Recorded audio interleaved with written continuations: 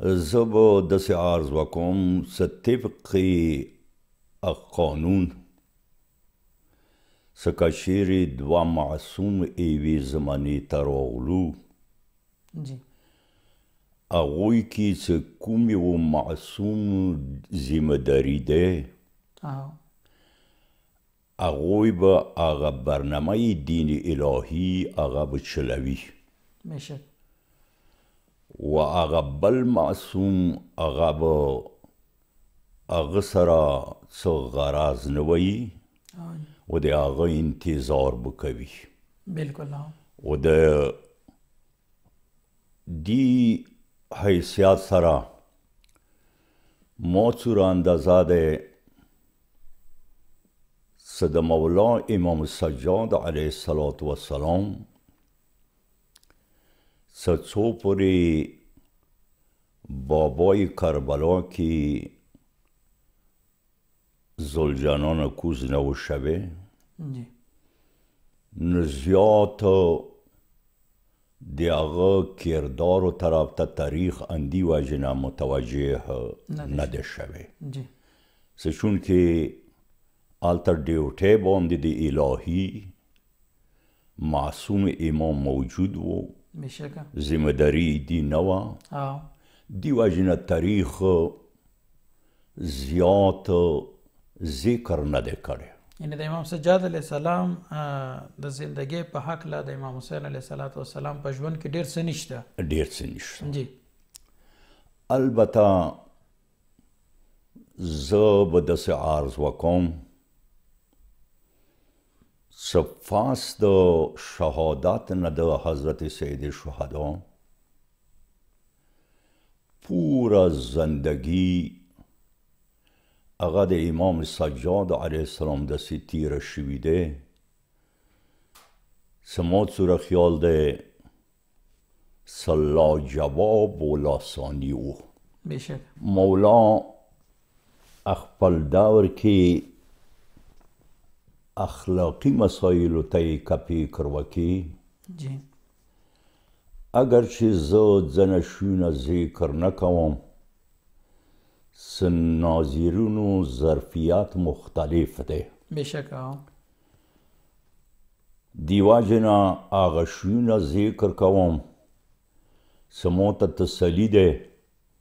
څه هغه په متعلق کې ټول ناظرین متفق دي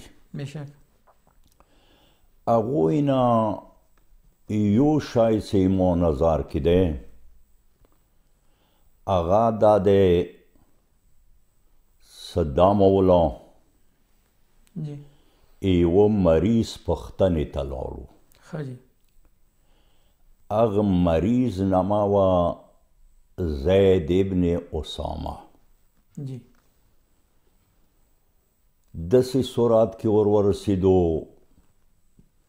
څه هغه لمحاتو کې د مرګ انتظار کې و مولا ورغلو د هغې احوال پرسي وکړله احوال پرسۍ کې مولا ننداره وکړه څه زید سترګو نه د اوښي ورېږي یعنی د زید د احتضار په حالت کې و که نه مریض و مرض الموت یې ورته وایي زید سترګو نه د اوښي ورېږي بدن دې لړزېږي مولا ورته ویله څه زید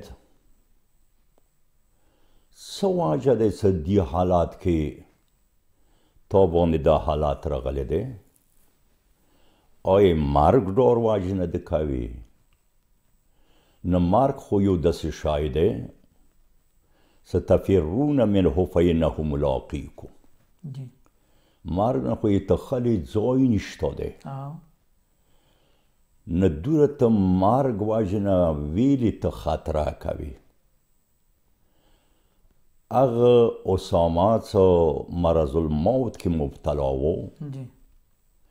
هغه ژړا ژړا کې ورته ویله څه مولا مرګ نه چاره نشته خو ژړای مادي دپاره دی څه زه دغه ځای کې 15,000 دیناره قرضدار یم. ښه جي. یعنې خپلې قرضې ته خفه یم. خپلې قرضې ته خفه یم. څه که دا مونه وروسته پاتې شي نو دا به بیا چوک اده کوي. د لنډولې چوک نشته. څه ما ګردان ورباندې بیا باند نه وي. جي. نو مولا ورته ویل څه زید دې ته ما خفه کېږه. مو خاندان عصمت یو. تا د قرضې لنډولې مکمله ذمهداري دا د امام سجاد علیه السلام په گردن دی. سبحان الله. و ځنه تاریخ کې ما دا یا لیدلي دي چې بیا یا زید رنګ زیر و مولا بر وقت هغه ته هغه شی ویر کړلو چې ته دا ادا کا. یعنی د دې نه مخکې چې هغه رحلت وکړي هماغه قول باندې عمل هم وکړي. عمل وکړي. نو اولین شی چې هغه مولا خدماتو کې دی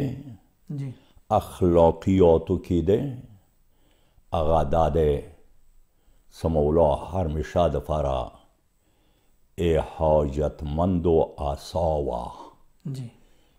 حاجتمند و مددگار و ټول زندگی مولا اندغو اخلاق باندې اندغ سیرت باندې زندگی وکړله.